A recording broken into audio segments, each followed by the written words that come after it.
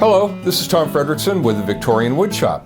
Today we are going to redo a video that I did about 10 years ago, basically because technology has just changed so much. I wanted to do this, and it was such a popular subject. One of the calls I get the most is about restoration painting. And there is no more authentic way to paint in the Victorian era than with a milk paint based system. Now, what is milk paint, you ask? I'm going to talk while I do this because this is going to be a rather long video, and if I don't get started on it, it's just going to take a while. Now, I use a product called milk paint from milkpaint.com. This is a traditional milk paint, comes in powdered form. I used to sell it, but frankly, I can only buy it wholesale about 50 cents less than what you can get it getting directly at milkpaint.com. I've tried a number of them, and this is the good stuff. And we'll get into more of that. It comes in a powdered form. I open them, I put them in jars and label them. And what I'm going to do is show you just how little you need. I'm going to paint a couple of brackets here. Let me get a couple of spoonfuls. I'm going to make a little more than I need because I've got something else that I want to do. But very little, a couple of tablespoons of powder, and that's about it. And a little bit of warm water, not much, just, a little bit. And what I like to do is mix it up into kind of a thick pea soup consistency. Anything more than that, anything looser, and it just doesn't give you that that look that milk paint does. And I put in a little bit, let it get kind of nice and clumpy. I know, not the most exciting thing in the world to watch, is it? But if you want to do some milk painting, I'm going to be saving you an awful lot of time. Now, how old is milk paint, you ask? Well, if you were at the pyramids, which are what? 5,000 more years old. And you could look at them, get inside there and look at some of the little paintings that they did inside. They would have all been done with milk paint. It wasn't until about the turn of the last century here that we started to get what we call, at least what I call, the modern paints, which are basically petroleum-based plastic paints. What I'm doing right now is no different than what some guy back doing the frescoes in the Middle Ages, Michelangelo and his team painting the Sistine Chapel and all those frescoes on the wall. This is how they got their paint. And it's a little bit different in every region of the world because what at the heart of milk paint is milk protein, which is the same regardless of where you go. It might be goat in one place or a cow milk protein in another, but the milk protein is the same. And then it's built up with limestone, some inert ingredients, and then the color. Now I'm using a barn red right now, which is basically just an iron oxide. So these aren't artificial colors, these are natural earth colors, and they come in a variety. You can't think of a color that they haven't figured out how to get from the earth and do it naturally. Now this is starting to thicken up.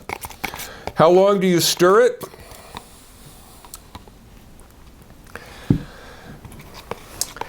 I had an art history teacher once. I was sitting there doing this when I was in college. And it's actually where I learned about milk paint. And I asked the same question. And he said, how good do you want the paint to be? The more you stir it, the smoother and butterier, richer the color actually gets. I'm not going to go into too great lengths here because we're doing a video and how long do you want to sit here and watch me stir paint? But anyway, getting back to the history a little bit,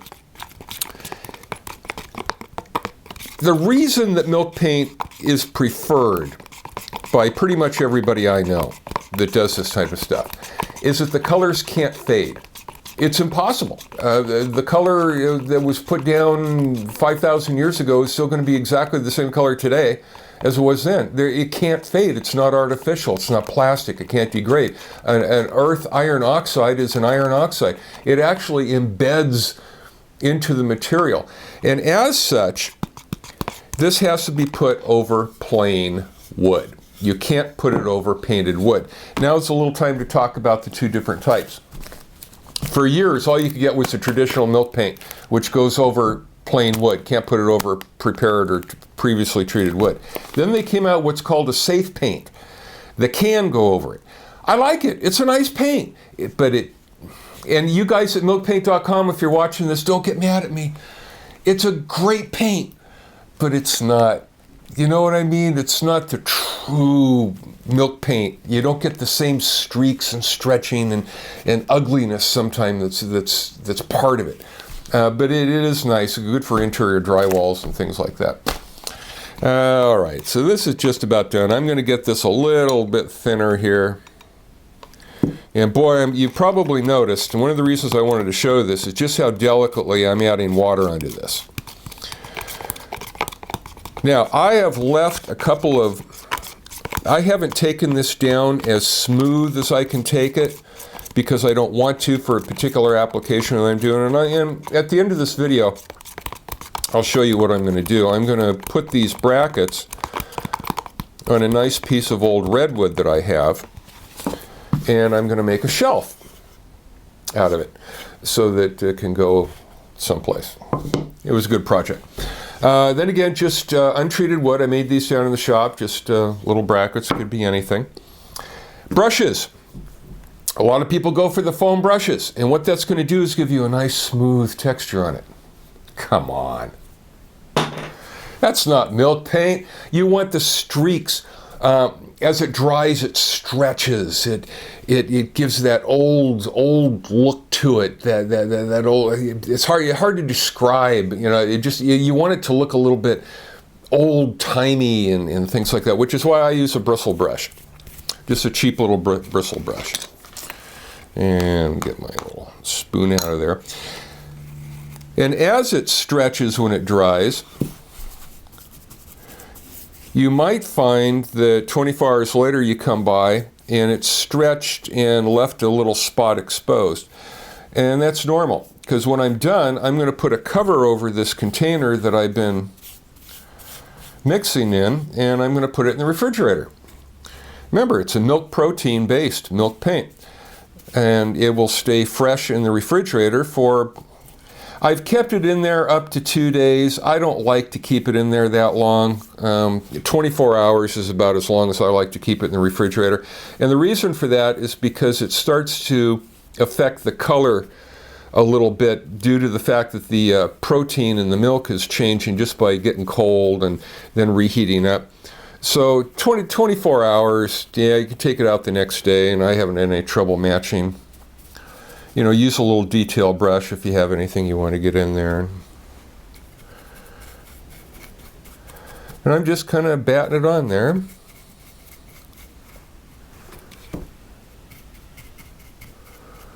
And I'm doing this one side really good.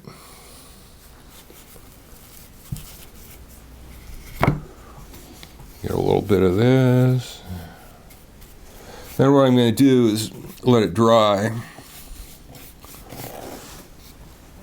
I suppose I don't have to get the back of these because they're going to be hidden. But I'll do it anyway. All right, kind of stick that over there. Look for big things, kind of straighten it out a little bit. Get my brush strokes all going in the same direction. Then what I'll do is when I'm done with this, I'll let it dry, cut the video, and come back and get the other side.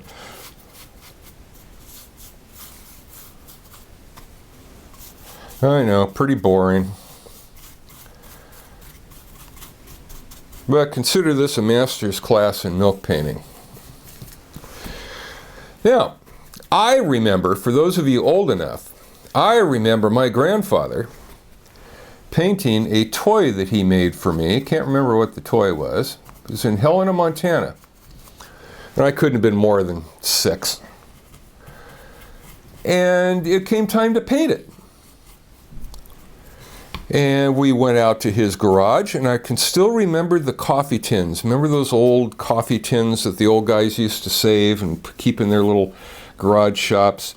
And he kept his powders in those tins. And I remember looking at those things and thinking it was just the coolest thing in the world. And that's where I got my introduction to milk paint. And I remember that it was a green toy that he was painting for me. And it was a green mineral that he took out of one of the hills around Helena, Montana, an earth material, and mixed in with the lime and the milk protein and made the milk paint right there. Fascinating. I just thought it was the neatest thing in the world. All right, now I've got these things all on one side painted and brush strokes going. Now I'm going to let that sit for a while and dry so I can turn it over so I don't get my hands covered with this stuff. And while we do that, and I'll cut the video and come back so I don't tie you up. Now, what are your other options for milk paint? Remember, milkpaint.com. Highly recommend it. I don't make a dime on it. I have no stake in this game. And one of these pint containers I sell for about, I think, 12 bucks. It's probably enough to paint 3 or 4 good-sized bedroom dressers, if that gives you a rough idea of how much you could do on this. And you can get it quarts and bigger quantities. Do other people make milk paint? Yeah, they call it milk paint. And for you other guys out there, here's one from another company. They got water-based milk paint, comes already in a liquid form. Pop the tongue. It's not the same. It doesn't have the texture. I think it's just a bunch of companies trying to get in the milk paint market. You can't do it that way. Here's another one out there. See, clever. Buttermilk paint reproduction colors. You know, they're trying to do a play in the words to get you to buy it. $12 a can. It's just latex paint with a country color on it, but you call it a buttermilk color and people confuse it with milk paint. There is no substitution for authentic milk paint. And as far as I know, there's probably a couple little boutique manufacturers out there, but as far as I know, the big boys, the only one doing it that I trust is these milkpaint.com. Sound like an endorsement? It is.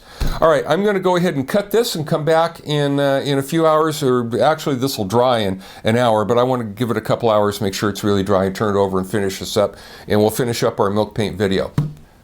All right, it's been a couple of hours and going to come back now. I've went ahead and finished the other side here. And aren't you glad that I didn't keep the video running to have you watch paint dry? I don't know, it's kind of a joke. As you can see, it's a very dull and flattish color. That's the way milk paint traditionally comes out. A few things to talk about. This is for interior use only.